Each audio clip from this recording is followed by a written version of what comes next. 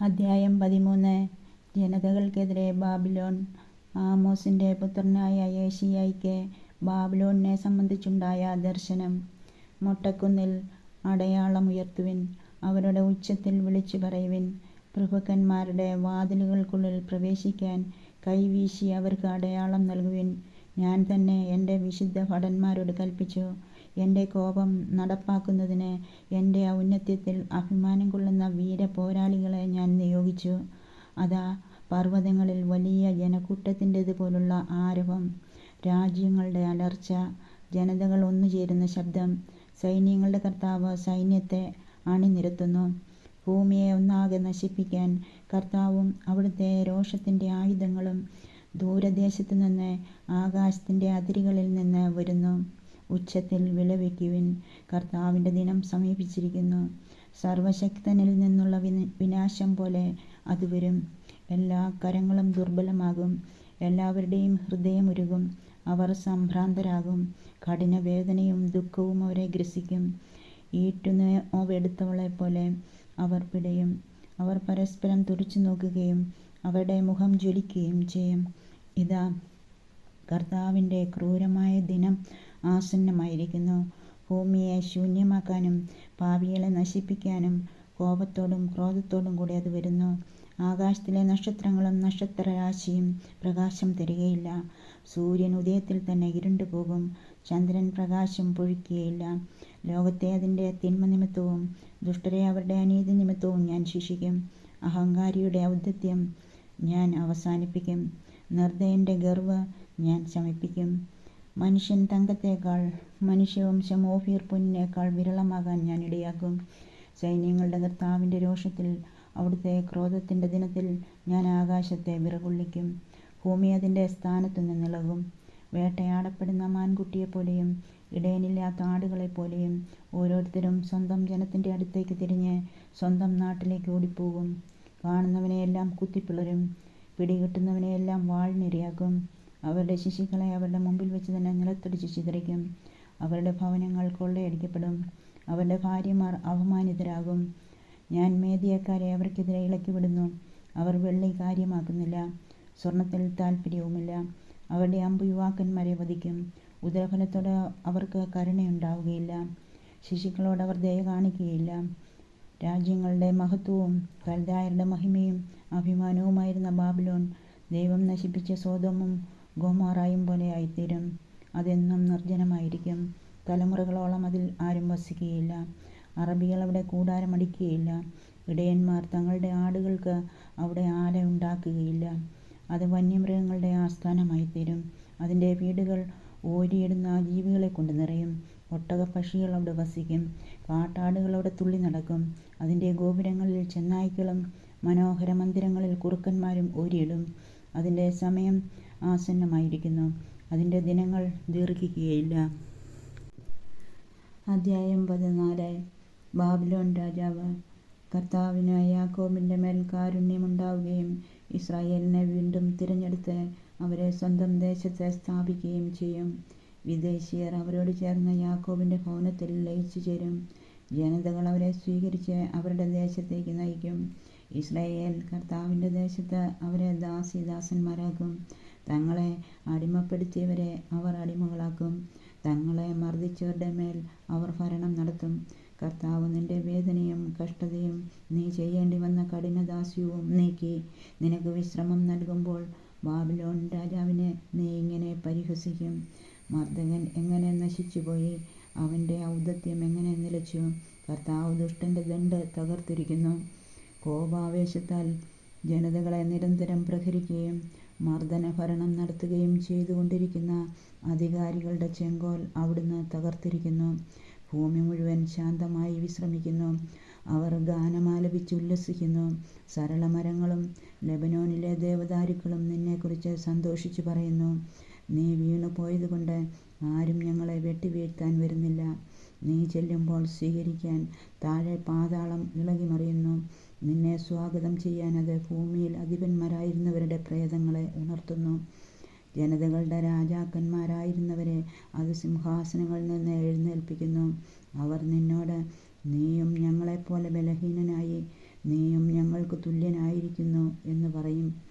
നിന്റെ പ്രതാപവും വാദ്യഘോഷവും പാതാളത്തിലേക്ക് താഴ്ത്തപ്പെട്ടിരിക്കുന്നു. കീടങ്ങളാണ് നിന്റെ കിടക്ക, പുഴുക്കളാണ് നിന്റെ പുതപ്പ്. ഉഷസ്സിൻ്റെ പുത്രനായ പ്രഭാത നക്ഷത്രമേ, നീ എങ്ങനെ ആകാശത്തു നിന്ന് വീണു? ജനതകളെ കീഴടക്കിയിരുന്ന നിന്നെ എങ്ങനെ തറയിൽ വെട്ടിവീഴ്ത്തി? നീ തന്നെത്താൻ പറഞ്ഞു, ഞാൻ സ്വർഗത്തിലേക്ക് കയറും, ഉന്നതത്തിൽ ദൈവത്തിൻ്റെ നക്ഷത്രങ്ങൾക്കുപരി എൻ്റെ സിംഹാസനം ഞാൻ സ്ഥാപിക്കും. ഉത്തരദിക്കിൻ്റെ അതിർത്തിയിലെ സമാഗമ പർവ്വതത്തിൻ്റെ മുകളിൽ ഞാനിരിക്കും. ഉന്നതമായ മേഘങ്ങൾക്കു മീതെ ഞാൻ കയറും. ഞാൻ അത്യുന്നതനെ പോലെയാകും. എന്നാൽ നീ പാതാളത്തിൻ്റെ അഗാധ ഗർത്തത്തിലേക്ക് തള്ളിയിടപ്പെട്ടിരിക്കുന്നു. നിന്നെ കാണുന്നവർ തുറിച്ചു നോക്കി ചിന്തിക്കും. ഭൂമിയെ വിറപ്പിക്കുകയും രാജ്യങ്ങളെ ഇളക്കുകയും ലോകത്തെ മരുഭൂമിയാക്കുകയും അതിൻ്റെ നഗരങ്ങളെ കീഴടക്കുകയും തടവുകാരെ വീട്ടിലേക്ക് വിടാതിരിക്കുകയും ചെയ്തത് ഇവൻ തന്നെയല്ലേ? ജനതകളുടെ രാജാക്കന്മാർ താന്താങ്ങളുടെ ശവകുടീരങ്ങളിൽ മഹത്വത്തോടെ നിദ്ര കൊള്ളുന്നു.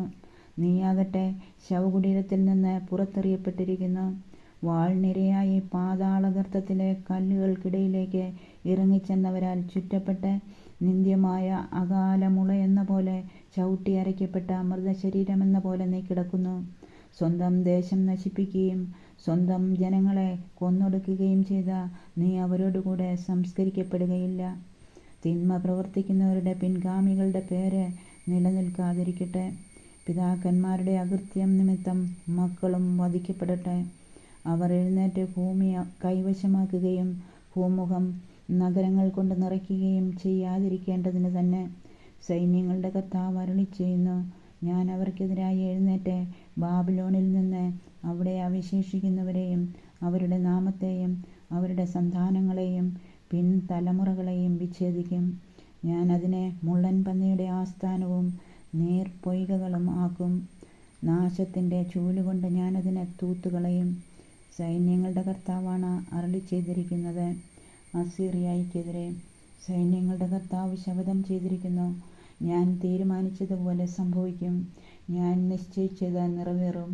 എൻ്റെ ദേശത്തുള്ള അസീറിയക്കാരനെ ഞാൻ തകർക്കും. എൻ്റെ പർവ്വതത്തിൽ ഞാൻ അവനെ ചവിട്ടിമെതിക്കും. അവൻ്റെ നുകം അവരിൽ നിന്ന് നീങ്ങിപ്പോകും, അവരുടെ തോളിൽ നിന്ന് അവൻ്റെ ഭാരവും. ഭൂമി മുഴുവനെയും സംബന്ധിക്കുന്ന നിശ്ചയമാണിത്. എല്ലാ ജനതകളുടെയും മേൽ നീട്ടപ്പെട്ടിരിക്കുന്ന കരം ഇതാണ്. എന്തെന്നാൽ സൈന്യങ്ങളുടെ കർത്താവാണ് ഇത് നിശ്ചയിച്ചത്. ആർക്കതിനെ ദുർബലമാക്കാൻ കഴിയും? അവിടുന്ന് കരം നീട്ടിയിരിക്കുന്നു, ആർക്കതിനെ പിന്തിരിപ്പിക്കാൻ കഴിയും? ഫിലിസ്ത്യർക്കെതിരെ ആഹാസ് രാജാവ് മരിച്ച ശേഷം വർഷം ഉണ്ടായ അരുളപ്പാട്. ഫിലിസ്ത്യരെ, നിങ്ങളെ പ്രഹരിച്ച വടി തകർക്കപ്പെട്ടതുകൊണ്ട് സന്തോഷിക്കേണ്ട. സർപ്പത്തിൻ്റെ വേരിൽ നിന്ന് ഒരു അണലി പുറത്തു വരും. അതിൻ്റെ ഫലമാകട്ടെ പറക്കുന്ന സർപ്പമായിരിക്കും. ദരിദ്രരുടെ ആദ്യജാതർക്ക് ഭക്ഷണം ലഭിക്കും. പാവപ്പെട്ടവൻ സുരക്ഷിതനായി ഉറങ്ങും. എന്നാൽ നിന്റെ വേരിനെ ഞാൻ ക്ഷാമം കൊണ്ട് വധിക്കും. നിന്നിൽ അവശേഷിക്കുന്നവനെ ഞാൻ കൊല്ലും. കവാടമേ വിലപിക്കുക, നഗരമേ കരയുക. ഫിലിസ്ത്യരെ, നിങ്ങളെല്ലാവരും ഭയം കൊണ്ട് ഉരുകുവിൻ. വടക്കു നിന്നൊരു ധൂമപടലം ഉയരുന്നു. സൈന്യത്തിൽ നിന്ന് ആരും ഒഴിഞ്ഞു മാറുന്നില്ല. ജനതകളുടെ ദൂതന്മാർക്ക് കിട്ടുന്ന മറുപടി എന്തായിരിക്കും? കർത്താവ് സിയോനെ സ്ഥാപിച്ചിരിക്കുന്നു. അവിടുത്തെ ജനത്തിലെ പീഡിതർ അവളിൽ അഭയം കണ്ടെത്തും. അധ്യായം 15. മോവാബിനെതിരെ. മോവാബിനെ സംബന്ധിച്ചുണ്ടായ അരുളപ്പാട്. ഒറ്റ രാത്രി കൊണ്ട് ആർ പട്ടണം നിർജ്ജനമായി. മോവാബ് നശിപ്പിക്കപ്പെട്ടു. ഒറ്റ രാത്രി കൊണ്ട് കീർ നിർജ്ജനമായി. മോവാബ് നശിപ്പിക്കപ്പെട്ടു. അതിനാൽ ദിബോൻ്റെ പുത്രി വിലപിക്കാൻ വേണ്ടി പൂജാഗിരിയിലേക്ക് പോയിരിക്കുന്നു. നെബോയെയും മെദേബയെയും കുറിച്ച് മോവാബ് വിലപിക്കുന്നു. എല്ലാ ശിരസ്സും മുണ്ടനം ചെയ്തിരിക്കുന്നു, എല്ലാവരുടെയും താടി ക്ഷൗരം ചെയ്തിരിക്കുന്നു. തെരുവീഥികളിലൂടെ അവർ ചാക്കുടുത്തു നടക്കുന്നു. പുരമുകളിലും പൊതുസ്ഥലങ്ങളിലും എല്ലാവരും കരയുകയും കണ്ണീരൊഴുക്കുകയും ചെയ്യുന്നു. ഹെഷ്ബോനും എലയാലെയും ഉറക്കെ കരയുന്നു. അവരുടെ സ്വരം യഹസ് കേൾക്കാം. മോവാബിലെ ആയുധധാരികളും ഉച്ചത്തിൽ നിലവിളിക്കുന്നു. അവൻ്റെ ഹൃദയം വിറകൊള്ളുന്നു. എൻ്റെ ഹൃദയം മോവാബിനു വേണ്ടി നിലവിളിക്കുന്നു. അവിടുത്തെ ജനം സോവാറിലേക്കും എഗ്ലാത്ത് ഷെലീഷിയയിലേക്കും പലായനം ചെയ്യുന്നു. ലുഹിത്ത് കയറ്റം അവർ കരഞ്ഞുകൊണ്ട് കയറുന്നു. ഹോറാനായിമിലേക്കുള്ള വഴിയിലും അവർ നാശത്തിൻ്റെ നിലവിളി ഉയർത്തുന്നു. നിമ്രീമിലെ ജലാശയങ്ങൾ വറ്റിവരണ്ടു, പുല്ലുകൾ ഉണങ്ങി, ഇളം നാമ്പുകൾ വാടിപ്പോയി, പച്ചയായതൊന്നും അവിടെ കാണാനില്ല. അതിനാൽ അവർ സമ്പാദിച്ച ധനവും നേടിയതൊക്കെയും അരളിച്ചെടികൾ തിങ്ങി നിൽക്കുന്ന അരുവിക്കരയിലേക്ക് കൊണ്ടുപോകുന്നു. ഒരു നിലവിളി മോവാബിലാകെ മുഴങ്ങുന്നു. അത് എഗ്ലൈമും ബെറേലിമും വരെ എത്തുന്നു. ദിബോനിലെ ജലാശയങ്ങൾ രക്തം കൊണ്ട് നിറഞ്ഞിരിക്കുന്നു. ദിബോന്റെ മേൽ ഇതിലധികം ഞാൻ വരുത്തും. മോവാബിൽ നിന്ന് രക്ഷപ്പെടുന്നവരുടെയും ദേശത്ത് അവശേഷിക്കുന്നവരുടെയും മേൽ ഒരു സിംഹത്തെ ഞാൻ അയക്കും. അധ്യായം 16. സിയോൻ പുത്രിയുടെ മലയിലേക്ക്, ദേശാധിപതിയുടെ അടുത്തേക്ക്, സേലായിൽ നിന്ന് മരുഭൂമിയിലൂടെ അവർ ആട്ടിൻകുട്ടികളെ അയച്ചു. മോവാബിൻ്റെ പുത്രിമാർ കൂടുവിട്ടുഴലുന്ന പക്ഷികളെ പോലെയായിരിക്കും. അർണോന്റെ കടവുകളിൽ ഞങ്ങളെ ഉപദേശിക്കുക, നീതി നടത്തുക. മധ്യാഹ്നവേളയിൽ നിന്റെ നിശാതുല്യമായ നിഴൽ വിരിക്കുക. ഭ്രഷ്ടരെ ഒളിപ്പിക്കുക, പലായനം ചെയ്യുന്നവരെ ഒറ്റിക്കൊടുക്കരുത്. മോവാബിൻ്റെ ഭ്രഷ്ടർ നിന്നോടുകൂടെ വസിക്കട്ടെ. വിനാശകനിൽ നിന്ന് നീ അവർക്ക് അഭയമായിരിക്കട്ടെ. മർദ്ദകൻ ഇല്ലാതാവുകയും നാശം അവസാനിക്കുകയും ചവിട്ടിമെതിക്കുന്നവൻ ദേശത്തു നിന്ന് അപ്രത്യക്ഷനാവുകയും ചെയ്യുമ്പോൾ കാരുണ്യത്തോടെ ഒരു സിംഹാസനം സ്ഥാപിക്കപ്പെടും. നീതി അന്വേഷിക്കുകയും നീതിപൂർവം വിധിക്കുകയും ധർമ്മനിഷ്ഠ പാലിക്കുകയും ചെയ്യുന്ന ഒരുവൻ ദാവീദിൻ്റെ കൂടാരത്തിലെ ആ സിംഹാസനത്തിൽ ഉപവിഷ്ടനാകും. മോവാബിൻ്റെ അഹങ്കാരത്തെക്കുറിച്ച് ഞങ്ങൾ കേട്ടിട്ടുണ്ട്. അവൻ എത്ര ഗർവിഷ്ഠനും ഉദ്ധതനും അഹങ്കാരിയുമാണ്. അവൻ്റെ വമ്പു പറച്ചിൽ വ്യർത്ഥമാകുന്നു. അതിനാൽ മോവാബ് നിലവിളിക്കട്ടെ, എല്ലാവരും മോവാബിനു വേണ്ടി നിലവിളിക്കട്ടെ. കിർഹാറസത്തിലെ മുന്തിരി അടകളെക്കുറിച്ച് ഹൃദയം നൊന്തു വിലപിക്കുവിൻ. ഹെഷ്ബോൺ വയലുകളും സിബ്മായിലെ മുന്തിരിവള്ളികളും വാടിപ്പോയിരിക്കുന്നു. യാസർ വരെ എത്തുകയും മരുഭൂമി വരെ നീണ്ടുകിടക്കുകയും ചെയ്തിരുന്ന അവയുടെ ശാഖകൾ ജനതകളുടെ പ്രഭുക്കന്മാർ അരിഞ്ഞു കളഞ്ഞു. അതിൻ്റെ ശാഖകൾ കടൽ കടന്ന് മറുനാട്ടിലും പടർന്നു. അതിനാൽ സിബ്മായിലെ മുന്തിരിവള്ളികൾക്കു വേണ്ടി ഞാൻ യാസറിനോടൊത്ത് കരയും. ഹെഷ്ബോണും എലയാലെയും എൻ്റെ കണ്ണീരിൽ കുതിരും. എന്തെന്നാൽ നിങ്ങളുടെ ഫലത്തിനും വിളവിനും എതിരായി യുദ്ധകാഹളം മുഴങ്ങുന്നു. സന്തോഷവും ആനന്ദവും വിളനിലത്തുനിന്ന് പോയി മറഞ്ഞിരിക്കുന്നു.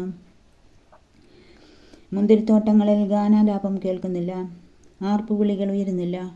മുന്തിരിച്ചക്ക് ചവിട്ടുന്നവൻ വീഞ്ഞ് ഉൽപ്പാദിപ്പിക്കുന്നില്ല.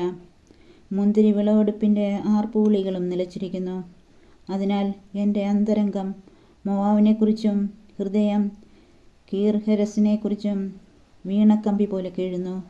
മോവാബ് പ്രത്യക്ഷനാകുമ്പോൾ, പൂജാഗിരിയിൽ തളർന്നു നിൽക്കുമ്പോൾ, തൻ്റെ ദേവാലയത്തിൽ പ്രാർത്ഥിക്കാനെത്തുമ്പോൾ അവന് ഫലപ്രാപ്തി ഉണ്ടാവുകയില്ല. ഇതാണ് മോവാബിനെക്കുറിച്ച് കർത്താവ് മുമ്പ് അരുളി ചെയ്തിരുന്നത്. എന്നാൽ ഇപ്പോൾ അവിടുന്ന് അരുളി ചെയ്യുന്നു, കൂലിക്കാരൻ കണക്കാക്കുന്നത് പോലെ കണിശം 3 വർഷങ്ങൾക്കുള്ളിൽ മോവാബിൻ്റെ മഹത്വം അവൻ വലിയ ജനതയാണെങ്കിൽ പോലും നിന്ദയായി മാറും. ദുർബലമായ ഒരു ചെറുവിഭാഗം മാത്രമേ അവശേഷിക്കൂ.